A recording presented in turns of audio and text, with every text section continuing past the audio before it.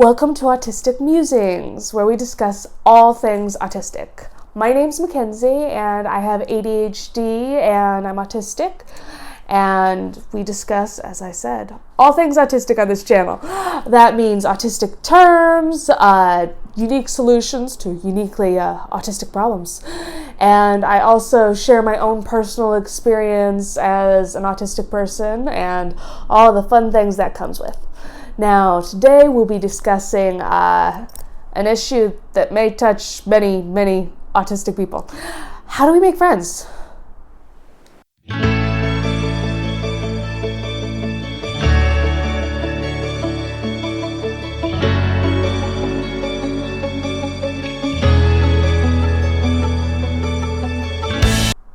First things first, I want you to throw anything that you've heard about making a friend when you typed it into Google and asked Google, how can I get a friend, out the window. That was stupid advice. Yes, I've done this before. That may sound humiliating to some, but I'm like, I have issues, okay? And if you heard that drill in the background, I am sorry. Somebody's doing construction next to me, so you may hear it throughout. I hope not. But anyway, Google gave you bad advice. If you looked that up and looked, and it said something like, you can't be picky since you waited so long to make friends. Seriously, this is something I read. Bad advice, throw that out. So we're going to start on the number one. I'm going to give you like 3 things today to help you make a friend, and they're not what you think they are. First, number one thing is, do you like you? Like, this is a serious question. How do you talk to yourself? Do you say nice things to yourself? Do you encourage yourself even when you go out and try to make a friend and you're rejected humiliatingly? And what do you say to yourself? Do you tell yourself it's your fault? Do you say, there must be something wrong with me? That's an issue. And I only say this because I have had this issue before. And it continues, but it's much better than it used to be. But this makes it very hard for you to make a friend, especially one that genuinely likes you. It makes it easier for the ones that just want to take advantage of you to pick up that signal and come and take advantage of you. Anyway, and I mean that in like using you for homework purposes and shit like that, and other more adult shit, and then we'll get into it at another time. But anyway, if you don't like you and you don't genuinely like you and treat yourself with respect, even in your mind, it's very hard to get a friend to do the same to you and another person. So that's number one. And positive self-talk. How you're talking to yourself inside your head matters, and what you're saying to yourself. Act like you're talking to your favorite person in the world, even if you aren't at this point. That includes fantasy characters. That still counts, okay? Speak to yourself how you'd speak to your favorite person in the world. Niceness probably is involved. You're probably not mean to them. You're probably as kind as you could possibly be. So that's number one. Yeah, and if all else fails, therapy is always a lovely option. This is not like bad to go get therapy. I've been in therapy for about 2 years now. Nothing but positives to say about this. Just saying. Number 2 on the how to get a friend thing. Yeah, number 2. This is going to be a weird one for some of you guys, because I know it was a weird one for me in the beginning. And it was brought up by a book that I read by Jennifer O'Toole that definitely pointed out this error in my thinking. When you think of what you want in a friend, is your list that you think of what you want in a friend based off of things, past experiences of things that you don't want? Like, is one of the top things on it, you'd like your friend to be nice to you. You'd like your friend not to say mean things to you. You'd like your friend to be able to trust your friend. And all of those, are they based off of negative past experiences? Yes, I once had that list.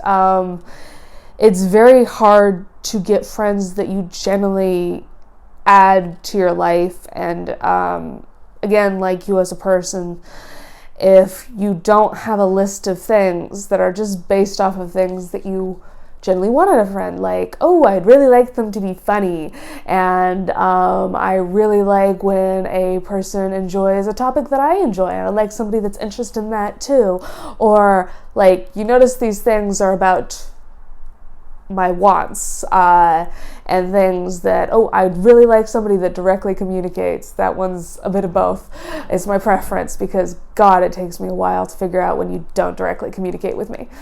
Anyway, this list involves things that I generally want in a friendship. And if you have things on your list, only things that from past experiences, you might not have actually thought about the fact that you get to choose just things that you might want in a friend based off of their character traits, and not to do with things you don't want them to do.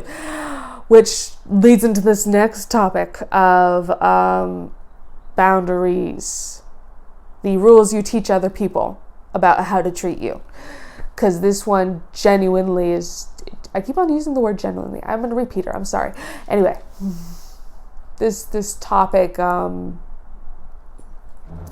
tends to be hard for some autistic people, and because in the past they may not have, or you may not have, been able to lay down strong boundaries and firm boundaries in ways that were like accepted as reality due to sensory reasons or stuff like that, where people told you were being dramatic, or too sensitive, or you were making something up when you were telling them that something was like genuinely hurting you or bothering you, and they didn't stop doing it. You're as an adult especially allowed to say no to many things in many situations if it makes you uncomfortable. As long as it's about something that somebody's doing to you rather than they're doing to themselves, you get to make up as much rules as you want. Like, you can say, you will not speak to me that way when somebody's yelling at you. Seriously, you get to say that. Stuff like this, you just get to say statements like that, and this is how you enforce a boundary, and it might kill some, it causes nerves. You have to not explain yourself in some situations, and some of you are giving me the eye right now, okay? I am the queen of over-explaining things constantly. Many of us are. But when you're setting down a rule or a boundary that is about how somebody else treats you, you have to cut off at the rule sometimes. That means the person shouldn't question why you want something or how they treat you. They shouldn't question your reasoning behind, I don't want you to yell at me. Don't do that. There should be no further explanation. That's it. And if somebody makes you explain yourself on that, there's a problem. And I say this because many autistic people, ADHD people, and all that have an over-explaining issue because we're used to being misunderstood quite frequently. So we tend to be a little bit repetitive in our language and over-explain to an extreme to some other's point of view, and some other point of view. And I just did that. I constantly do that through my videos, you'll notice. But yeah, if you don't have like a clear set of boundaries about what people aren't allowed to do in a relationship, and you don't have that, you're going to end up in a relationship where you kind of resent the friend, because you kind of do some people-pleasing behavior. All my ADHD people that are watching now, you know what I'm talking about. This behavior where you kind of do things because you just want to make the person happy, which is fine. That's a good quality. But when you do it constantly, you can't really have room for yourself. You can't really do things to recharge if you're constantly looking to please other people. So boundaries are important. They're a sign you love yourself and you love the other person and you'd like to continue your relationship with this person because you're setting down boundaries so the relationship can continue. So that's another way you can have a friend. That these are all steps and guides and things that help you achieve friendship. Now, the last one. I knew the last one. Give me a second. My last bit. I remembered. After I looked back at my notes, I kind of forgot. I'm having a bit of a day with my concentration. It's going sideways and up and down on that roller coaster. But anyway, final bit of piece on how to get friends. And this one is actually one of the most important bits to remember, because it's going to help you not take the rejection personally. Yes. So, number one. Not number one, we're on number 3. But anyway, number 3. You are not for everybody, and everyone is not for you. Yeah. This is what I have been saying often, and my sister has been saying often, and we've internalized it. Because it's an important rule of friendship and everything, and relationships in general. Everyone will not like you. Everybody will not want to be your friend. And you will not want everybody to be your friend. This is a bit of an awkward realization when you actually manage to get some, because it's a bit mind-blowing. That's that drill again. It's a bit mind-blowing to be on the other side of the rejection table and be the rejector. I don't like it much. I think I like it even less than being the rejectee. But yeah, that's gonna happen. Some people are just not gonna be compatible with you. Like, I would never hang around with a spontaneous person who constantly does spontaneous things, because I don't like spontaneity. And I don't think a spontaneous person would like me that much. I require scheduling, and I need a week notice minimum on my social events, or I will come up with an excuse not to come. Many excuses.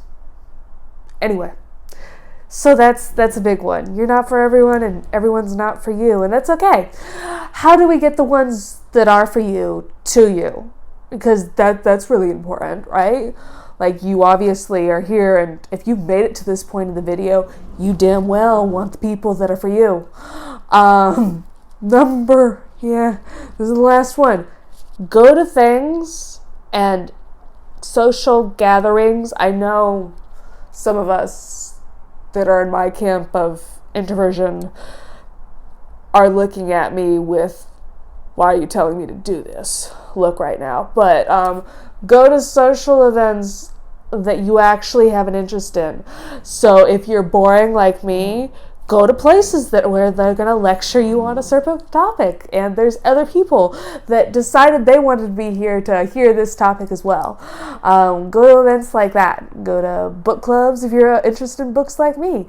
Go to Dungeons and Dragons meetings if you are interested in that.